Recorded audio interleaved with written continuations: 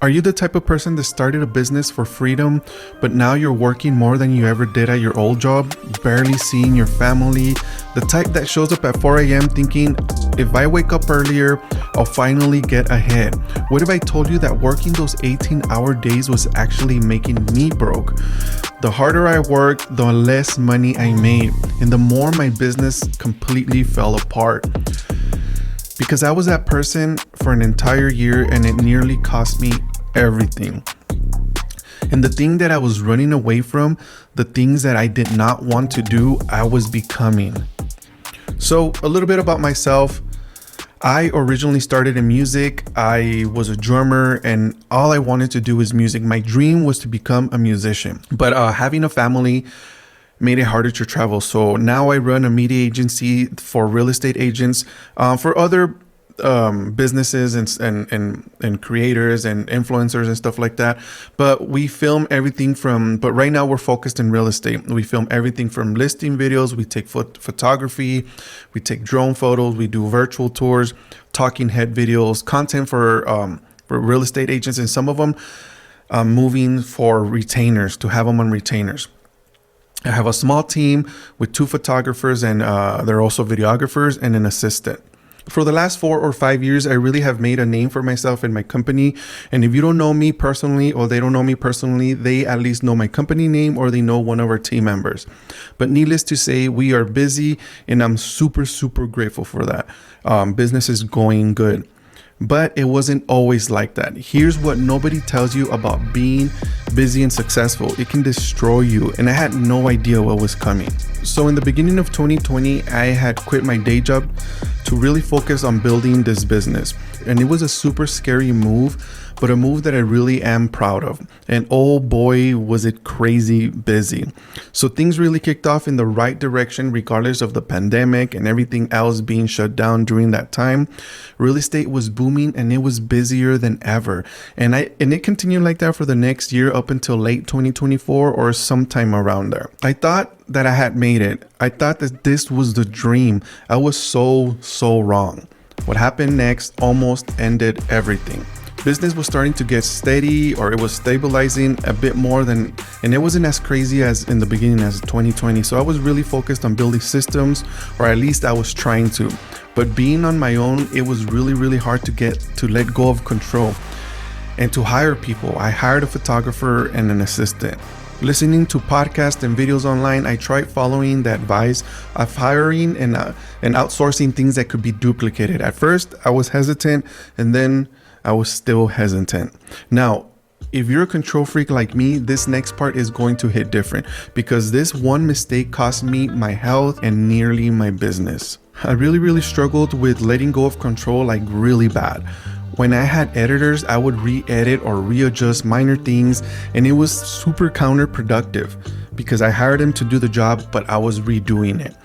And along with this, I kept saying to myself that this was the time to really put my head down and work as hard as possible to make as most money as possible and to be able to afford hiring more people and to someday have the business running on its own. Listening to all the hustle culture, all the hustle videos to put your head down and work hard, that I thought that this was the only way, but there was some big problems.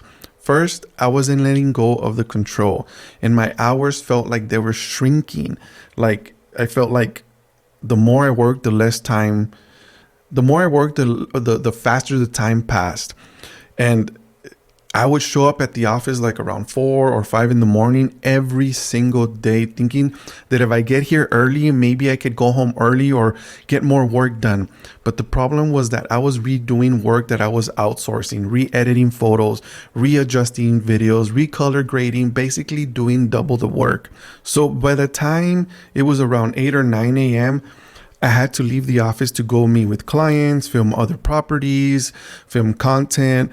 So basically from 4 a.m. to 9 a.m., I did nothing but redo what my editors were doing or trying to fix the mistakes that my photographers or videographers did that I had just hired, and trying to do some sort of edit to cover up the mistakes that my videographers or my photographers did. And this quickly made me burn out. But hey, YouTubers and online videos I would see kept saying that this was part of the game, that this was normal, that this is what it took. Working later hours because I thought that the more time I put in, the more I would get back in return, right?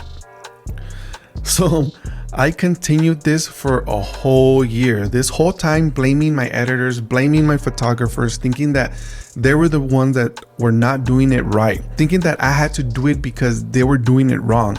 So basically I was doing double the work while paying my editors, paying my photographers, paying my assistant, paying everybody, and still doing their job. And then it happened. The moment I'll never forget, the moment I almost walked away from everything that I had just built. That's when I literally hit rock bottom. I was working the most amount of hours. I was hardly ever at home. I was making the least amount of money, or at least spending more money than I was making. And while working the most amount of hours, I got to the point where my body was just giving up. I had no energy. I was always stressed out. I was always tired. And I'll be honest, it got to the point where I almost wanted to just call it quits. I wanted to go back to a regular job. There was so much tension at home. My kids kept asking me when I was going to spend time with them. Meanwhile, we were drowning in debt, and I couldn't figure out what was happening. And I had a conversation basically with myself. I took a step back for a whole week, and I canceled every single shoot. And I really took the time to look at everything that I was doing wrong, or everything that I was thinking that I was doing right. And I realized that I was setting my expectations way too high for my editors, for my photographers, when I wasn't giving, and in reality, I wasn't giving clear instructions. I thought that some sort of magical way they were reading my mind and they knew how to do what I asked them to do. And I wasn't giving them any sort of clear instructions or any clear expectations. And man, that cost me a lot. And so what I'm about to tell you might piss you off. It pissed me off, but it's the truth, and you need to hear it if you're ever going to break the cycle. This whole time, I realized that I was a problem. I didn't have my systems in place. My clients hired me because they loved the way I did things, the angles that I took, the shots that I took, the creativity behind it, the editing style that I had created. And if I wasn't doing it, it wasn't the same. My clients immediately saw and they complained. And while I was trying to make corrections, I had other things that kept piling up on top of each other, and delivery times were suffering, quality was suffering, and my family was suffering. I was losing clients really quick. So I looked at all that, restructured everything, and luckily it has been working. And not luckily, but fortunately it has been working. Everything is more stable. Everything is more organized. But it was a long, what it felt like a long road, because it wasn't fun at all. So if you're someone like me that really is trying their best, that loves what they do, but somehow got lost in the hustle, you're not the only one. And coming into 2026, it's the perfect time to step back and really look at your business and look at yourself and ask yourself the really hard questions. What really matters? Is it working every day for 14 hours? Why did you originally get into this for?